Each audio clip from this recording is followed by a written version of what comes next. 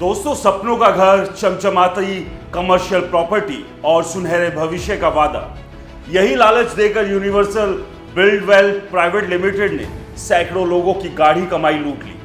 गुरुग्राम और फरीदाबाद में बड़े बड़े प्रोजेक्ट्स के नाम पर 1000 करोड़ रुपए से ज्यादा की ठगी, फर्जी डॉक्यूमेंट्स और बैंकों को चूना लगाने का खेल, ये है इस रियल एस्टेट घोटाले की स्याह हकीकत।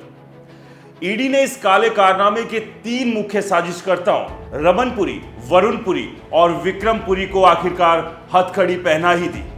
7 साल तक कोर्ट के संबंध से भागते रहे ये भगोड़े अब ईडी की गिरफ्त में हैं। 2010 से पहले लोगों ने अपने खून पसीने की कमाई यूनिवर्सल बिल्डवेल के प्रोजेक्ट्स में लगाई। वादा था फ्लैट्स और कमर्शियल प्रॉपर्टी का, लेकिन नतीजा ना फ्लैट मिला ना प्रोजेक्ट पूरा हुआ। कंपनी के 8 बड़े projects Universal Trade Tower, Universal Greens, Universal Business Park, Universal Square, Market Square, the Pavilion, the Universal Prime के नाम पर लोगों से हजारों करोड़ रुपए इकट्ठा किए गए। मगर इन पैसों का बड़ा हिस्सा प्रोजेक्ट्स में नहीं बल्कि प्रमोटर्स की निजी जेबों में गया। महंगी प्रॉपर्टी, निजी जमीन और ऐशो आराम की जिंदगी, लोगों के सपनों की कीमत पर इनका शाही ठाट बाट चला। ईडी की जांच में जो खुलासा हुआ वो रोंगटे खड़े कर देने वाला है। इस बिल्डर ने न सिर्फ लोगों को ठगा बल्कि बैंकों और फाइनेंशियल इंस्टीट्यूशंस को भी चूना लगाया। फर्जी डॉक्यूमेंट्स बनाकर प्रॉपर्टी को 2-2 बार बेचा गया। नकली साइन से भरे एग्रीमेंट्स के जरिए बैंकों से करोड़ों का लोन हड़पा गया। यही नहीं, एश्योर्ड रिटर्न स्कीम का झांसा देकर लोगों को जाल में फंसाया गया।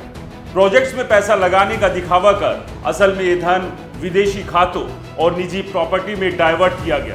दिल्ली एनसीआर के थानों में यूनिवर्सल बिल्डवेल और इसके प्रमोटर्स के खिलाफ 30 से ज्यादा एफआईआर दर्ज है। 7 साल तक कानून को चकमा देने वाले रमनपुरी, वरुणपुरी और विक्रमपुरी को दिल्ली पुलिस ने हाल ही में धर दबोचा। 22 जुलाई 2025 को ईडी ने इन्हें अपनी कस्टडी में लिया और गुरुग्राम की स्पेशल पीएमएलए कोर्ट में पेश किया। कोर्ट ने इन तीनों को 29 जुलाई 2025 तक ईडी की हिरासत में भेज दिया। अब ईडी इस घोटाले के पूरे नेटवर्क की तह तक जा रही है।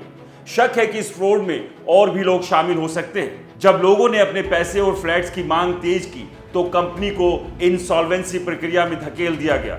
एनसीएलटी ने कुछ फ्लैट्स खरीदारों को देने का आदेश दिया, लेकिन बाकी प्रॉपर्टी को लिक्विडेशन में डाल दिया गया।